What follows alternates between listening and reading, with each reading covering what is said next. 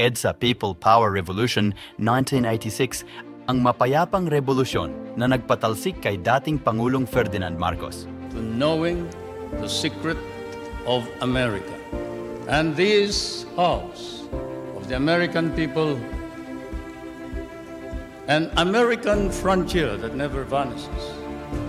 Your beautiful city with its grand memorials, its monuments, its walks, is indeed a city that memorializes the great achievements of your people for the past 2 centuries. But more than that, it keeps offering to the enterprising and the talented, the courageous and the strong, the rewards of effort and of initiative. At the same time, nagsimula ang lahat sa mahabang panahon ng pamumuno ni Ferdinand Marcos.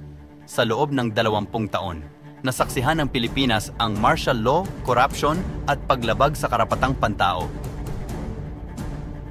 Ngunit noong 1983, isang trahedya ang nagbigay sigla sa diwang makabayan, ang pagpaslang kay Benigno Ninoy Aquino Jr.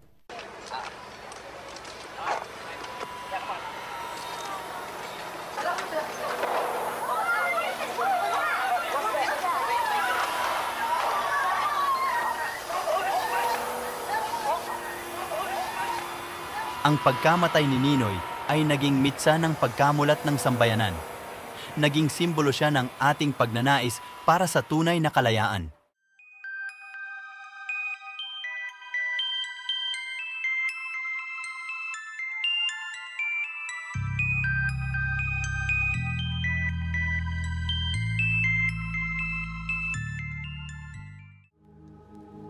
Sa kabila ng pandaraya at karahasan, lumabas ang tunay na boses ng bayan. Si Cory ang tunay na pinuno. February 22, 1986, lumabas ang balita. Si Defense Minister Juan Ponce Enrile at AFP Vice Chief of Staff Fidel V. Ramos ay tumalikod kay Marcos. Kasama ang ilang sundalo, nagtago sila sa Camp Aguinaldo.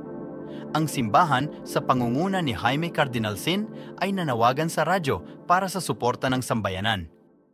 This is Cardinal Sin speaking to the people, especially in Metro Manila. I am indeed concerned about the situation of Minister Enrile and General Ramos. I am calling our people to support our 2 good friends at the camp. If any of you could be around at Camp Aguinaldo to show your solidarity and your support in this very crucial period when our 2 good friends have shown their idealism. I would be very happy if you could support them now. Sa loob lamang ng ilang oras, libu-libong tao ang nagtipon sa EDSA. Mga madre, pari, estudyante, manggagawa at mga ordinaryong Pilipino. Lahat ay nagkaisa sa panalangin at pag-asa. Sa loob ng 4 na araw, mula February 22 hanggang February 25, naging saksi ang mundo sa isang mapayapang revolusyon. Walang armas, walang karahasan, tanging pananampalataya at pagkakaisa ang kanilang sandata. Ang mga tangke at sundalo na ipinadala ni Marcos para supilin ang mga nagpoprotesta ay umatras, napigilan ng mga dasal at bulaklak.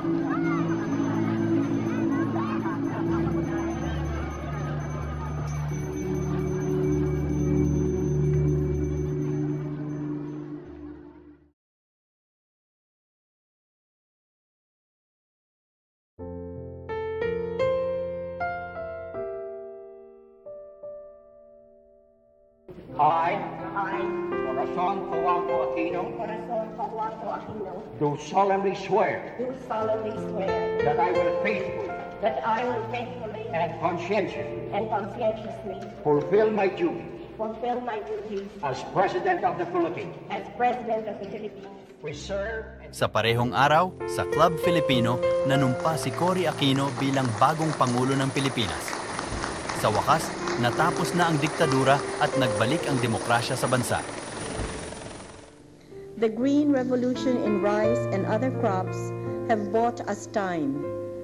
Time in which to get our global house in order, to find the means and political will to distribute the growing wealth of our world more equitably to those who still do not have the basic necessities of life before their numbers outstrip the ability to feed them.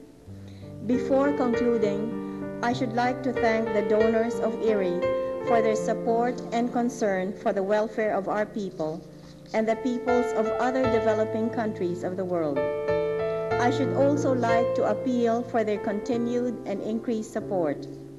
We are proud that the Philippines is the home of Erie and grateful that the honor for its achievements has in some small measure reflected on us who have hosted its efforts even as we have enjoyed its benefits.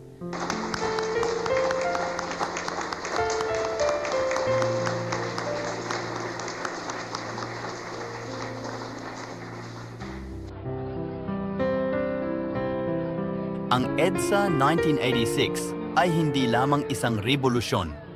Ito ay simbolo ng pag-asa, tapang at pagkakaisa ng mga Pilipino.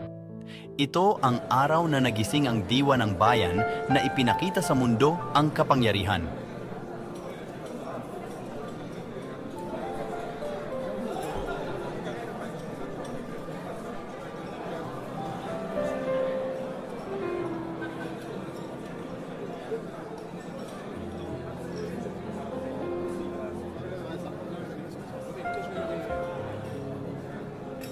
Ang himala ng EDSA ay buhay na alaala ng ating kasaysayan.